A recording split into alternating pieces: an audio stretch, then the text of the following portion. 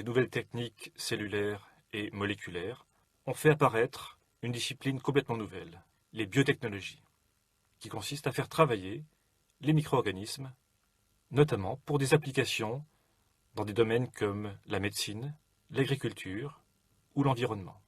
Une des bases des biotechnologies est la production de biomasse de micro-organismes, biomasse de bactéries, de virus ou d'eucaryotes, notamment par fermentation. Classiquement, les biotech sont classées par couleur. Avant de définir les différents types de biotechnologies, une définition. Stricto sensu, les biotechnologies sont basées sur l'utilisation des organismes vivants, eucaryotes et prokaryotes, le plus souvent après ingénierie génétique. Il s'agit donc d'utilisation d'organismes génétiquement modifiés pour des produits ou des services. Les biotechnologies rouges ont des applications en santé humaine, production de médicaments, de méthodes diagnostiques ou de capteurs. Les biotechnologies vertes concernent les applications dans l'agroalimentaire. Les grises, la production de biomasse, des méthodes de biorémédiation et des méthodes de fermentation. Les blanches signifient l'utilisation du biologique dans les synthèses, notamment en industrie chimique. Et enfin, les toutes dernières, celles qui seront dérivées de la métagénomique, les biotechnologies bleues, c'est-à-dire l'utilisation des micro-organismes marins. Quelques exemples pour les biotech rouges, l'application dans la médecine, notamment application en thérapie, diagnostic médical ou vétérinaire. On peut citer, par exemple, la génération d'animaux, comme le porc, à partir duquel on peut prélever un organe et faire des essais de transplantation chez l'homme. C'est le cas de la xénotransplantation. On peut également faire produire des protéines, notamment dans le lait de mammifères, par ingénierie génétique. Les mêmes technologies peuvent être appliquées chez les végétaux. C'est ce que les anglo-saxons appellent le plant farming. Le génie génétique a également eu des applications dans le développement de tests moléculaires applicables en diagnostic rapide. Et enfin, les biotechnologies ont permis de produire des protéines thérapeutiques, base de biothérapie et de la médecine personnalisée. Voici quelques exemples de protéines recombinantes à usage thérapeutique.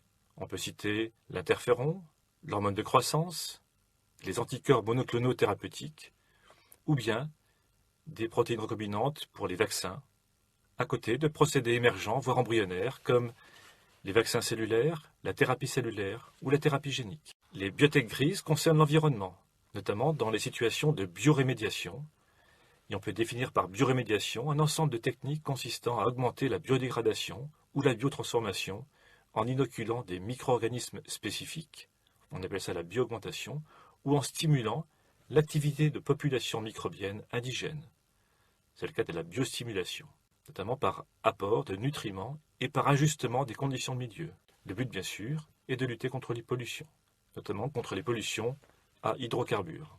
Les nouvelles technologies, comme la protéomique, les nanotechnologies et l'analyse bioinformatique, permettront de mieux connaître les microbes, principalement ceux de l'environnement, et ainsi découvrir de nouveaux microbes.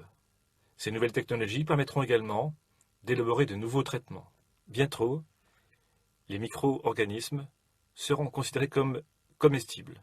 C'est par exemple le domaine de ce qu'on appelle la probiotique. Les probiotiques sont des micro-organismes vivants utilisés comme suppléments alimentaires. Attention de ne pas confondre probiotiques avec prébiotiques. Les prébiotiques sont des ingrédients alimentaires non vivants qui stimulent sélectivement la croissance ou l'activité des bactéries au niveau du tractus intestinal de l'homme. Enfin, via le génie génétique, les micro-organismes serviront dans les nouveaux champs de l'immunité anti-infectieuse pour préparer des anticorps monoclonaux thérapeutiques, anticorps chimériques, anticorps humanisés, préparer des vaccins, notamment contre des infections chroniques. Dans ce cas-là, on parlera plus de vaccins prophylactiques, mais vaccins thérapeutiques, et pourquoi pas des vaccins comestibles. Enfin, une meilleure connaissance des interactions entre microbes et immunité permettront de mieux connaître le mécanisme d'action des immunomodulateurs. Nous arrivons à la fin de ce cours. Je voudrais attirer votre attention sur les progrès importants qui ont été faits dans l'hygiène, et dans les nouvelles thérapies anti-infectieuses. Tous ces progrès ont abouti à faire disparaître certaines maladies infectieuses ou à les contrôler. C'est le cas par exemple du contrôle des hépatites A, de la poliomyélite, de la rougeole, des oreillons, de la tuberculose, qui, comme le montre la figure à gauche, sont en décroissance depuis les années 1950. Mais dans le même temps, il faut noter des corrélations inverses entre les maladies infectieuses et les maladies immunopathologiques, notamment dans les pays occidentaux. Ceci a été développé dans mon cours lorsque j'ai abordé les mécanismes d'hypersensibilité. La figure de droite vous montre que dans le même temps, c'est-à-dire dans le même temps où les maladies infectieuses diminuent en incidence, les mécanismes immunopathologiques sont en augmentation. Par exemple, certaines maladies chroniques, comme la maladie de Crohn, la sclérose en plaques, les diabètes de type 1 ou l'asthme.